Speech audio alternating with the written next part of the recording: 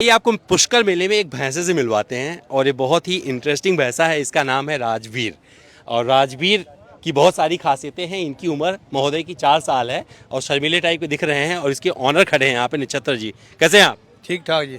तो ये सर भैंसा कितने बच्चे अब तक इससे निकल चुके हैं? बच्चे लगभग गांव में होंगे जी 1000 बच्चा इसका होएगा आसपास। अच्छा, 1000 बच्चा।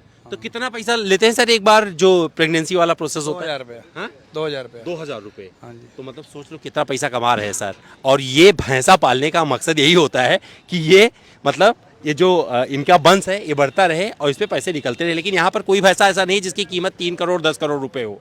ये राजवीर है, सबसे इंटरेस्टिंग भैंसा यहाँ पर यहीं पे आपको देखने को मिलेगा पुष्कर मेले में। तो सर कैसे लोग कीमत बता दे रहे हैं, फर्जी वाली कीमत? वो फर्जी वाली बताने का क्या फायदा ये? पता सभी के सामने यहाँ 100 भाई खड़ा है जिनके सामने रात भी आदमी है सुबह भी है, वो 11 लाख रुपया कहते मैं नहीं दूंगे बस। तो इसकी कीमत 11 लाख, क्योंकि अभी 11 लाख रुपए कीमत लगी थी तो वो कीमत रख दी गई है।